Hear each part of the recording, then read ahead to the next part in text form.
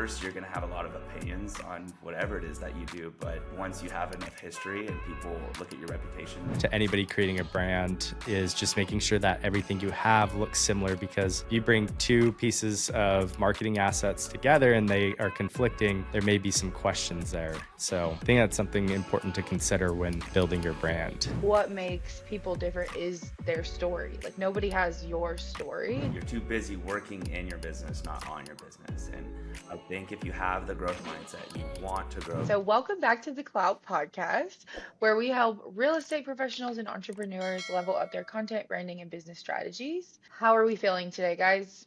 Feeling great. Feeling all right. Haven't had the coffee yet or breakfast, but we're surviving. Yeah, I was wondering about the time of these. Maybe we should start pushing it back. An extra hour, 10 o'clock. Yeah. So our brains can be on a little bit more, you know? Yeah. I wonder what successful podcasts usually record at. I mean, there's probably like a consistent time that works a little bit better for people, like a midday or something.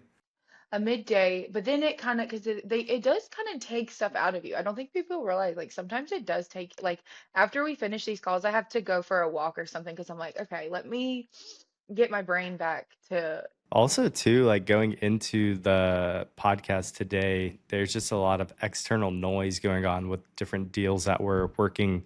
And I kind of just decided to turn off my brain. Like, coming into this was just like, I'm not going to think about any of this until after the podcast. So creating that boundary early in the morning, I think, is something that's nice to be able to have when doing it this early, for sure. For sure. That is very true. And I think there's also just a lot of noise. Like, there's business stuff, like, Q4, we're just grinding it out. But it's also the holidays, and there's a lot of like life stuff happening. But I do think this one is going to come out at the beginning of the year. And I think everyone is always on there, like, fresh start, new year, new me. And think that the new year is actually a really great time. Like, I know it sounds kind of cheesy, but to find your voice and build a brand. I think that that's a really achievable and attainable goal. And I think January is a great place to start. I agree 100%. Even better would be December. True. But she's slipping away from us. I don't know what's happening. I think usually people are just following new goals and stuff. I mean, it's just like a new year, new me, new year, new goals. And it's just like a thing that most businesses can use to their advantage. Reaching your personal goals, but helping other people reach their goals within the new year. It's definitely a busy time for us as a marketing agency.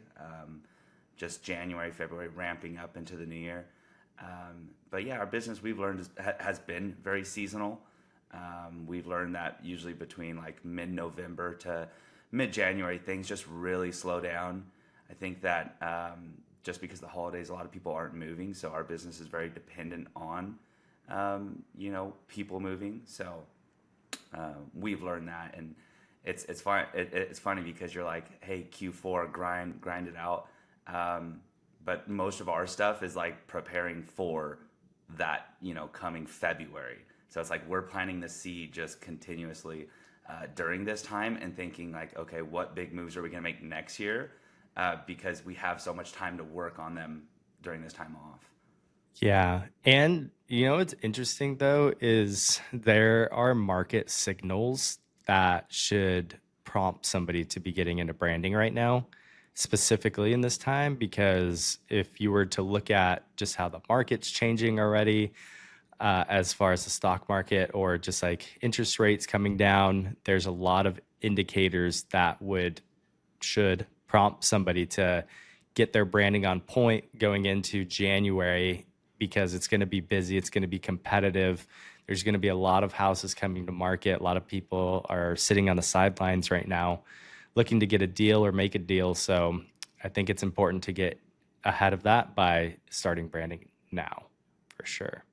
When you think about branding, I mean, in this whole new year, it's like, what is branding? If you really pull it apart, right? Because it's not just a logo. It's not just, your colors, and it's a branding composes so many different things, right? How you do business, who the people within that business are. Is it a one person show? Is it a personal brand, or is it like a team, right? And how do you mix that in to tell that brand story of who you guys are? Because I think it's a huge differentiator, right? Like someone who's I mean, we have to use, and not to like toot my own horn, but we're pretty cool, right? So we have to show that we're cool to our audience, and people want to work, with people that are cool and creative. I think that over the last few years in business, being young and fun and very creative has definitely played to our advantage in the success of these people trusting us to make really cool videos.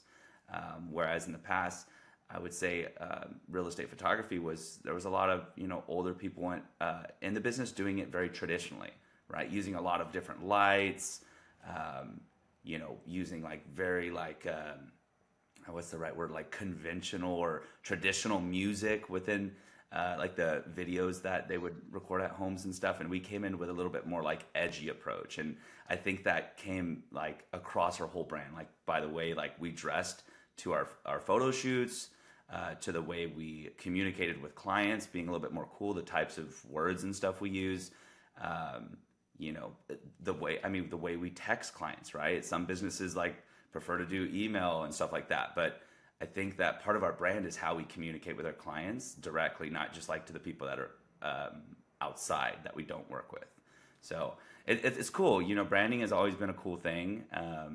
Over the last few years, we've been lucky enough to actually build some brands, have some people come to us and say, hey, we want to build our brand. We want to really kind of put some things together. So putting like logos and different things like that. And ultimately, once we can convince like an agent or a person to be like the face of their brand and have them start talking, that's when you're really, really in front of your audience and doing it right. And that kind of just leads into like the next thing, like what's your voice, right? And we can create scripts and help people, but ultimately if the script isn't your voice and how you talk and how you want to say it, it's not going to align. So a lot of things just have to be like authentic and real. I think that's why I love that we're starting this year, like kind of just breaking down the basics of branding, and we're going to talk about other people and what they've done successfully. But I kind of want to talk to you guys about Clout because, like you said, a mouthful in that monologue you just gave us that I loved. Very passionate about branding. No, I love it because I love what you said about y'all's brand and how you do things different. The 24 hours, the how you dress, the how you communicate. That is what a brand is. But I think that a lot of people think it's just a logo. So when you Mm. just started, did you just think it was okay? I'm just gonna wear my Clout hat. I'm gonna wear my Clout merch and like where this is our brand. How did you come to the conclusion of we're cool and people like cool people? Yeah. Nate and I could bounce off this on and on, but it's funny. When we first started, we had to think of a name, right? And I don't really know what other names we came up with. Oh, I definitely remember some of the names you came up with. Okay, maybe it's maybe you I should think share those. I think I should mention one of them Yeah, was umbrella. umbrella. Umbrella. I We think like also need to maybe notice. flamingo was mentioned, It's funny because but it worked. I yeah, knew, what you're probably about to allude to, but yeah. no, we came up with the right one. And I think just coming up with, I mean, something that people remember, right? And it has to pop in some way, right? It could be the colors, it could be the name. But it's funny, so when we ultimately came up with the name Clout, we were like, okay, is this great or is this like terrible, right? We didn't know. And it's funny. So we decided to put that name together, and then then we're like, okay, let's start. We need to create a logo, right? We need to come up with something cool. And me and Nate were just hanging out one day, thinking, okay, let's put this together. How do we want it to look? And we actually set like a competition. We were like, okay, like I think it was like a 20 or 30-minute timer. We're like, dude, you have 30 minutes to come up with a logo. I have 30 minutes to come up with a logo, and whoever could get it done first, that's what we're gonna go with. And No, I think it was a combination, dude. I think that when we finished, It was like a collaboration. And that's what kind of made it really cool, because our original logo, like if you see it in my hat, it has a like a dash through it. It's a little bit more prominent when we had the colors we started out with, was because one was black, one was like a teal color. But that was an accident that we kind of created just by creating a mask on Photoshop, and it just stuck, and it was like two pieces of the same letter together, collaboration. So it was kind of like it was significant to us in that regard, because it was like two of us coming together to form Clout. So And what's funny is we actually recorded that entire yeah, like 30 minutes and we put like a time lapse together or something, and it's actually on our page, I think, somewhere. yeah, it's like deep, deep, Yeah, it's deep, deep deep. in there. But it's funny. So, as we actually roll out with the name and like the logo, we're like, okay, we're in business. Like we've got it, right? And then we start throwing it out there, and the first few clients, like right away, like they're like, dude, what is this, like Cardi B? Like, come on. And we're just Not like, the Cardi B. but we stuck to it. We're like, you know what? We're like, yeah, whatever. And then, like I told it to like my parents, and my parents were like, really?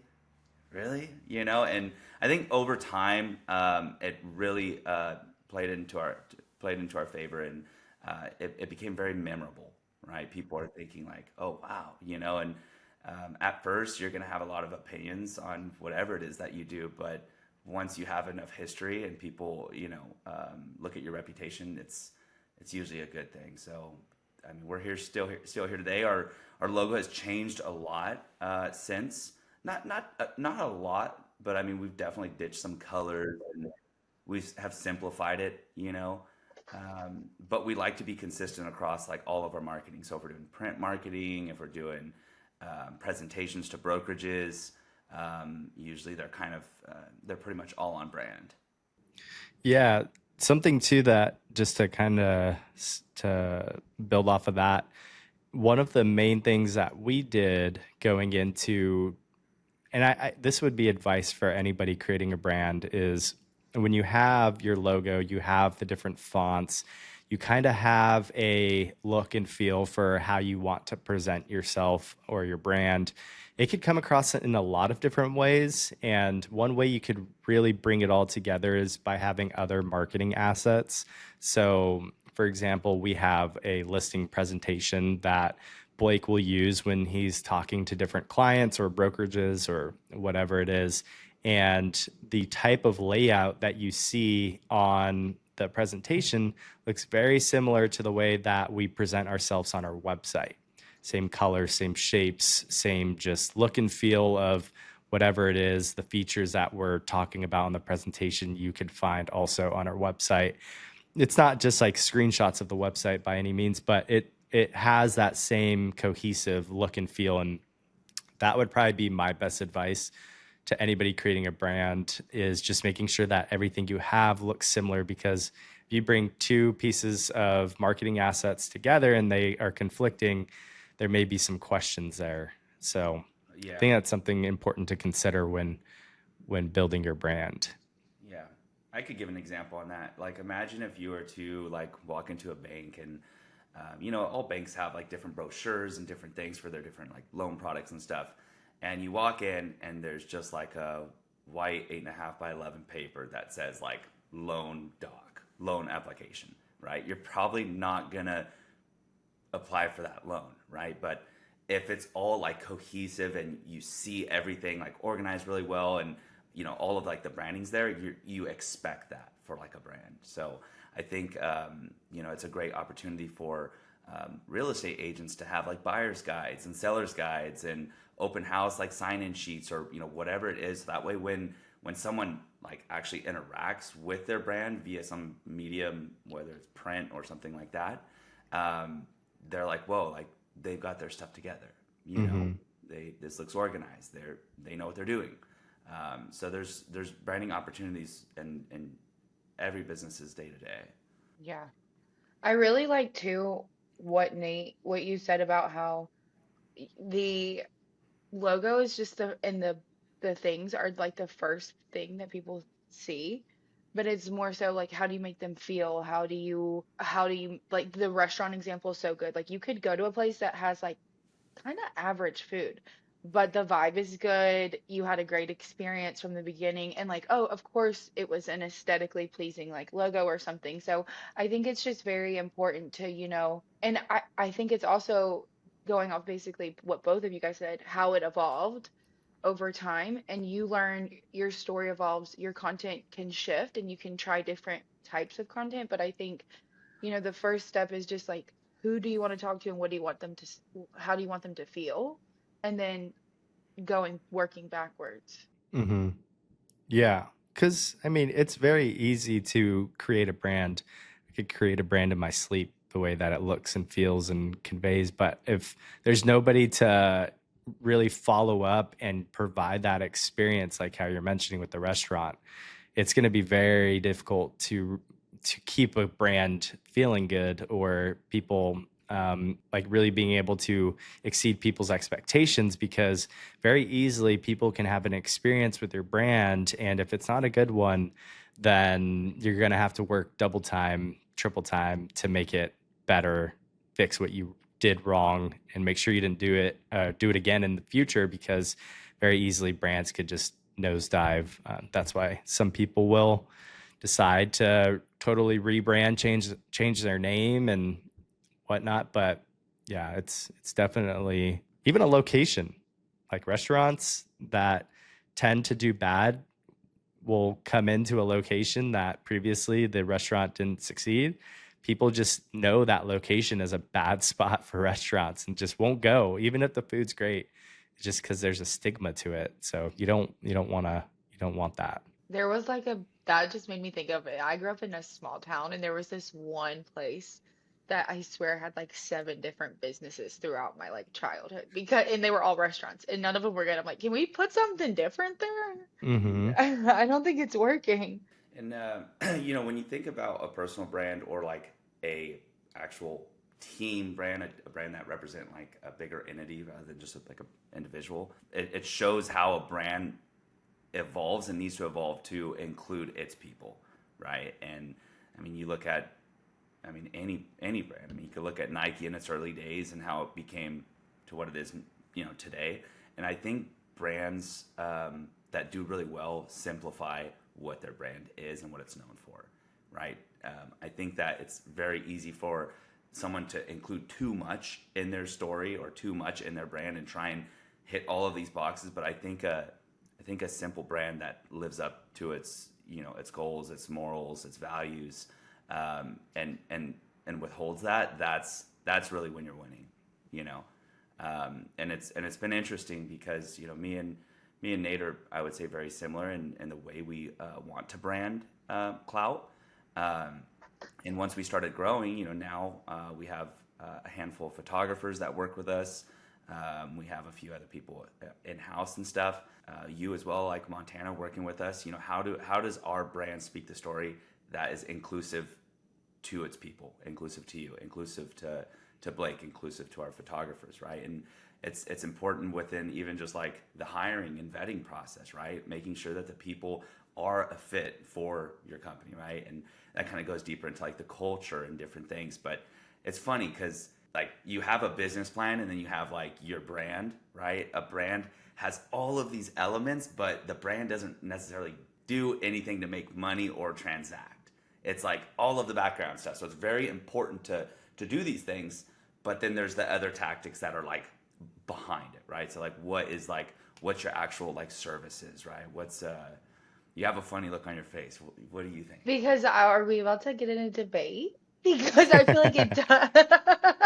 Because I feel like it does bring in money. Like if a lot of people find you from stuff that they see online before they know anything about you, like, or that's just what I think. So I think like it might not bring in direct like money tomorrow where you see it in the account, but I do feel like it does bring in business in other ways too. Absolutely, absolutely. It's definitely like think of branding as like the lure on your fishing line, right? You're attracting people, but it's not the person reeling it in, right? It's not the rod, it's not that. I mean, there's just so many different elements. I mean, if you think My of it, videos matter.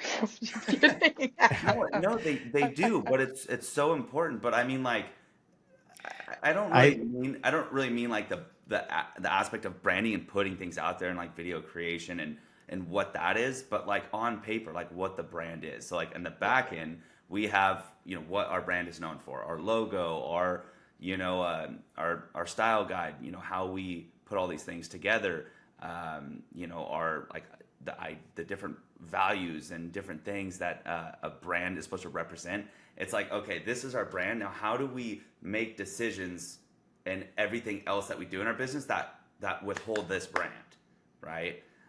So, yeah, I guess I could have said that a little bit better, but I think it's an important thing that sort of just like it's.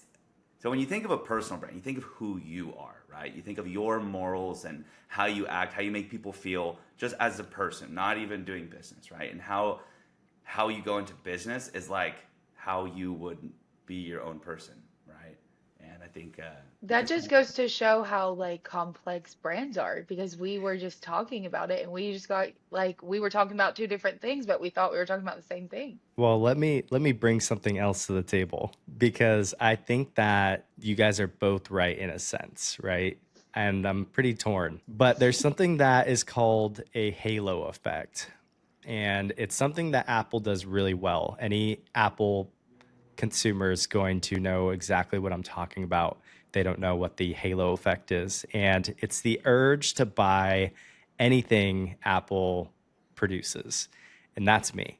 And I think over time, their brand has been able to transact by slapping their logo on a piece of technology. So I think that it kind of, the brand can do a lot in the beginning to show who you are.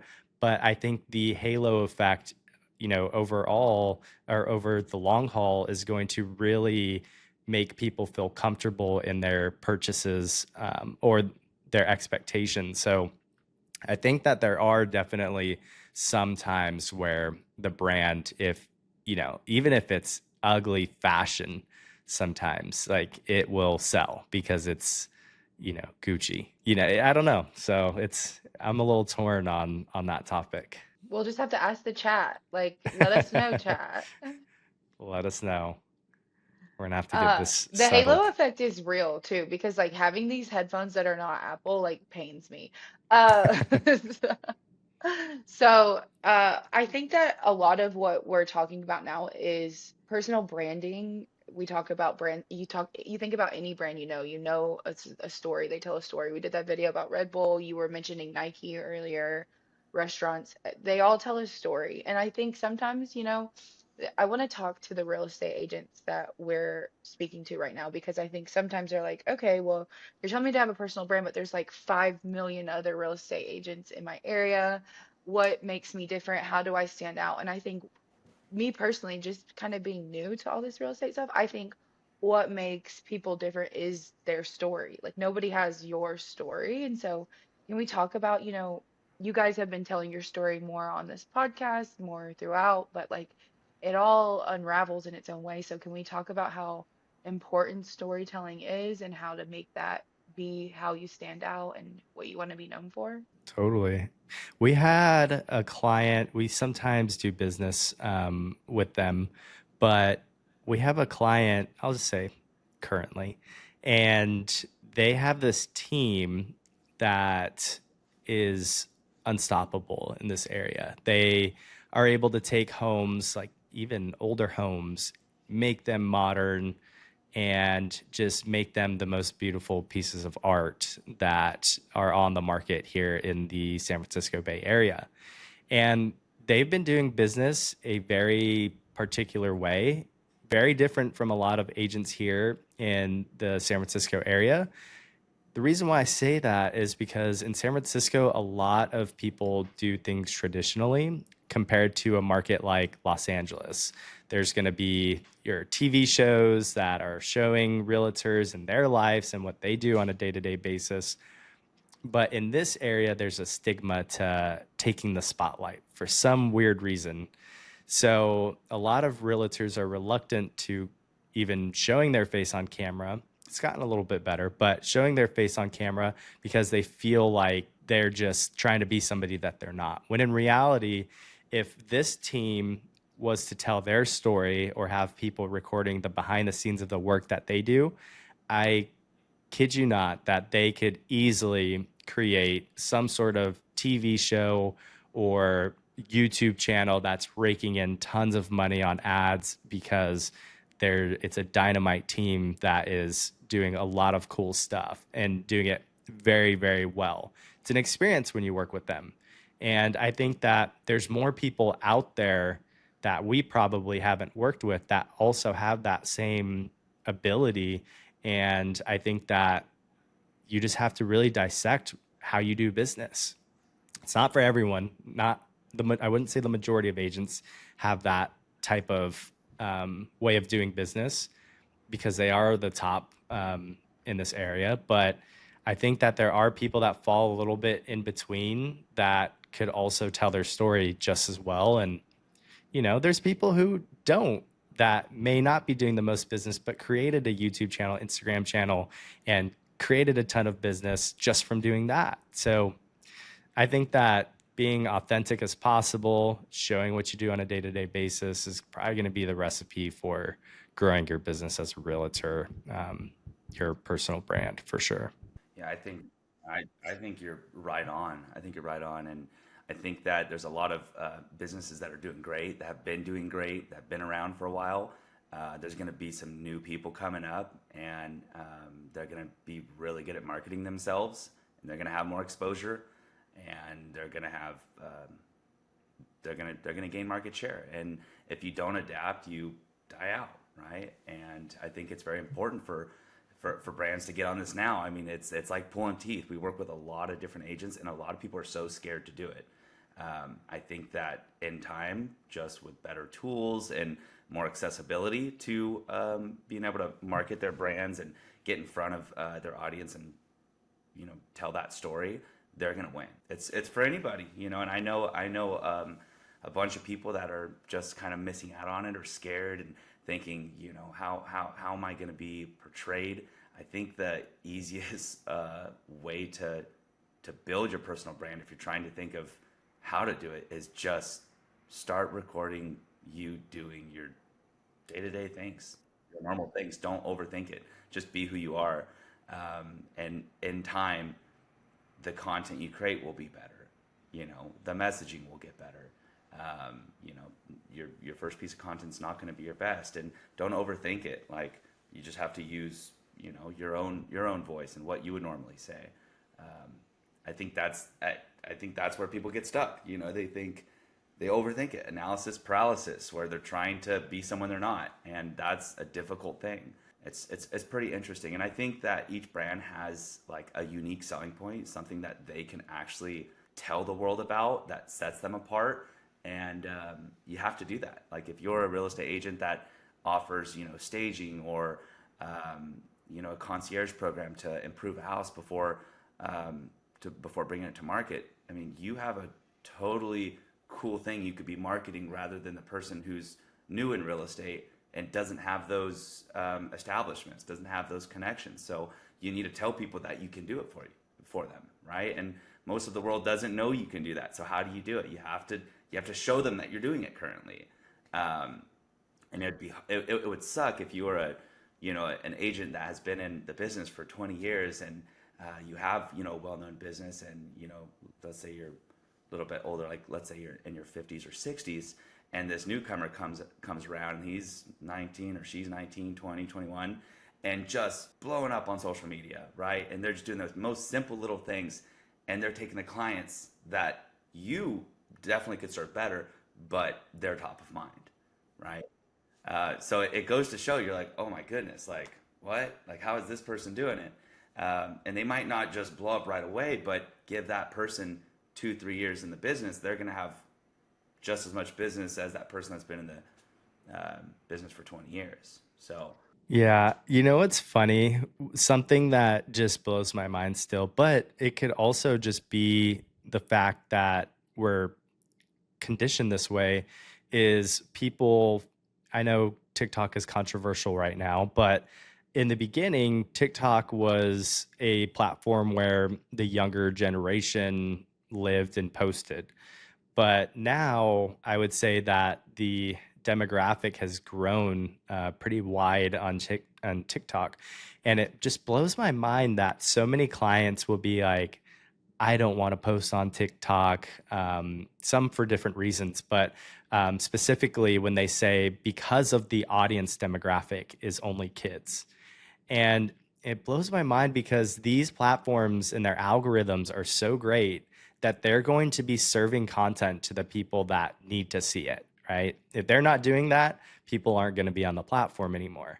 So when there's an opportunity and you don't do something because of this notion that you know better than this algorithm, that could really prevent you from obtaining some new customers on some of these other platforms where people don't do business traditionally. So I think that it's really important to consider the different outlets that somebody has, especially if you feel that you're on the older side of the business and you see all of these newcomers, like you mentioned, Logan, that are coming in and taking a bunch of business from you because they're on these platforms. So I mean, my mom's on TikTok. I think my grandma has watched TikToks. My grandpa went viral on TikTok, right? So it's like, come Slay. on. Yeah, it's you got to be everywhere if you want to really take advantage of these benefits. I think coming into the new year, if you're setting goals to build your brand, and everyone should have these goals, annual goals to be better than you did the year before. We have our goals. Everyone should have goals, goals. And I think what's important is to think about where you want to be at the end of next year and how you're going to get there, and really, really break it down. I've said this before and I'll say it again, reverse engineer it, right? If you've done, let's say you sold 10 homes this year and you want to sell 15, how are you going to do it, right? If it means being in front of a bigger audience, right? Networking more, putting out more content to get to know more people and build more business, you have to think, okay, how am I going to get there? And if you're struggling, right? If you're really struggling with putting the content out there and creating it, don't be embarrassed to ask for help, right? To ask for help, someone in your office to help you record, or a team like ours to actually help implement it. I'll tell you the truth, and I mean, over the last 5 years, we've struggled ourselves putting our brand out there and how we post things. And I mean, we have tons and tons of content, right? It was until we decided to bring on a social media manager, right? And it literally changed everything. We're like, wow, like this is great. And having our own content that we're recording on this podcast and actually just waking up in the morning and just seeing it, on social media is such a rewarding feeling, because you're like, wow, my brand is working for me and I'm not overthinking it. And the biggest thing is like not being too critical, right? Because once you do grow a team, you have other people that are, within that brand, you have to be okay with things being done a little bit differently, and it can't be perfect. We see a video of ourselves and you're like, oh man, I don't like the way I look, or, something. It's okay. Like, you could always get better. Just put it out there. But, going back to the reverse engineering, if you're trying to grow your business next year and you know the importance of social media and you're not able to do it yourself, get yourself some help. Don't get stuck in the trap of overthinking it and being stuck and thinking, hey, I'll do this in 2026. The year is 2025 and the opportunity is greater than ever. Seriously. Period. The numbers are starting to feel fake. I have a lot of thoughts because you guys just like, I feel like I have so much I need to say. First of all, Nate, I need to see the video of your grandpa that went viral. I There's three needed of to them. come. I needed to come back to that before I forgot. Okay, we need to see. I love a grandpa. Like, I just love a grandpa. Well, not like, yes. So I want to see that video. Two, I love everything you guys said, and I totally agree. And that's why I think that I'm so excited that we're about to break down over this next few weeks brands what they're doing and why it's working because, we have all these shows. Everyone on the shows, because I'm a consumer of them, has what they specify in and why it's working for them. So I'm super excited to get into that. And I think I want to end on like what you said about letting us help you because I think it would be great. And kind of the things that we help you do is help you find your voice and help you build the brand. If you don't know, like as far as we can help with social media, we can help with back end stuff, we can help with systems, all sorts of marketing. And we help you, help you write down 3 to 5 things you want to be known for. We audit your social media and then we help you start telling stories. And so I think that now is the time to start. Yes, absolutely. Especially when you have a team like us to do it.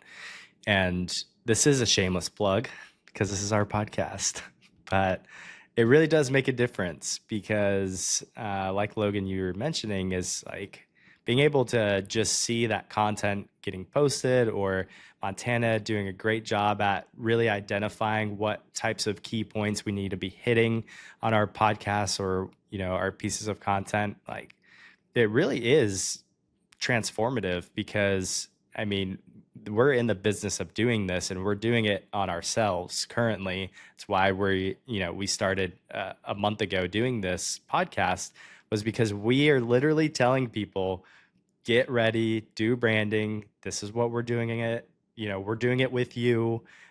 This is how you do it. And you really just need to listen. I don't know how else to say it. I can't beg you to do it. But if you're really looking for that thing to just take your business to the next level, it's going to be going all in on your marketing and content creation. And I think sometimes people think this is something you just do once. Like, okay, we're gonna do it in January, then we're done. No, we literally had to have like an hour call yesterday because we're like, what are we doing for the next month? Like, because it has been, I feel like we've been trying to transition into different stuff. We've been trying to get ready. So we had to like have a sit down and be like, hey, what's going on? What are we doing? What's going on? And so it's always constant communication, and it's really good to have people on your side that are thinking about things, that you might not have stuff time in your day to day to think about. Absolutely. Very exciting. And then just to give a little tidbit of information is just what we're trying to do in the future with our podcast is invite people onto the podcast to tell a little bit about their brand and the success that they've seen in their markets. And I'm really excited for that because it's going to give other industry leaders the opportunity to tell their story. And sometimes it is hard creating content or getting the right equipment, even if we tell you what to do from A to Z. So giving people this opportunity that's pretty much frictionless to tell their story and get content out of it is going to be extremely valuable for anybody who's interested in getting some content going on their profiles. Absolutely. Totally. Absolutely. There's a thing in business where it's where you have to wear multiple hats, and you've probably heard that you're too busy working in your business, not on your business. And Yeah. I think if you have the growth mindset and you want to grow next year, as you should, you have to think of like how to wear less hats and do what you do very well. And that's exactly what we've learned in the story of our business in this journey, as just two people that wear every single hat, to now having dedicated people that are really good at what they do, do that particular duty and stuff. So that's the way we look at the social media management stuff, and it's a good opportunity. We love it. You guys, anything else we want to add on this first, overview of personal brand? We're gonna dive in throughout the month, but is there anything else that we maybe missed or we had mentioned we wanted to talk about that we didn't? I want to do something, and I just came up with this right now. If you have listened to this entire podcast and you're hearing this, message us or comment on our YouTube channel that you've heard this, and you'll get your first month for free of social media management. Wow, there you go. And What we'll the see the who's actually listening. the first person to comment across social channels. You're like, I heard it. It's me. It's I'm gonna drop a Blake's like, all comment, right. It's your anonymous content. mom. She never, by the way, I had realized that I had messaged her. She never wrote me back on the Oh, Mm-mm-mm. channel. You know what? Get your mom. I'm just kidding. I actually saw she tried, I think maybe purchasing an order on Ario.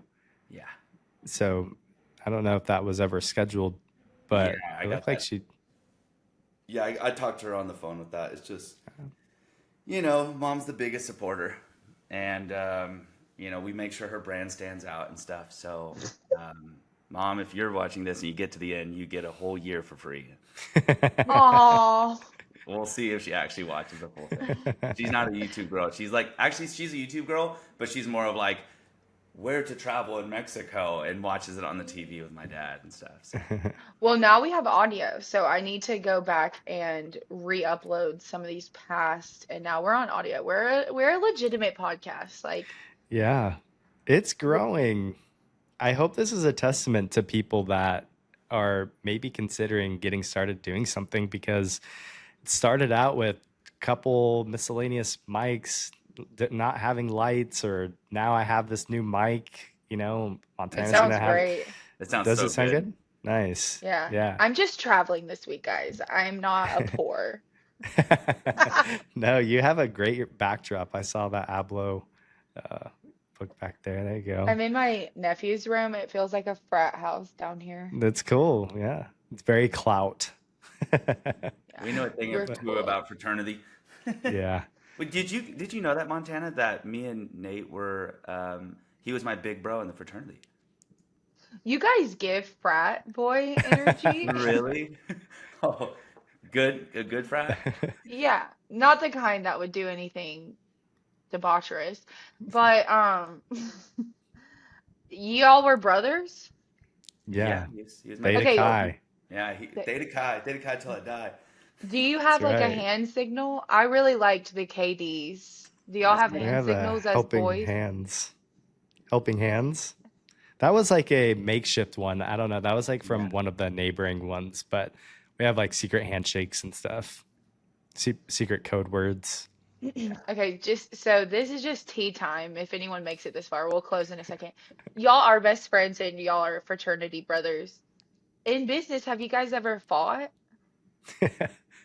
I wouldn't say fight, but disagreements here and there. But I mean, usually we look past that. Yeah. It's I feel like we've always since the beginning maintained a certain level of respect.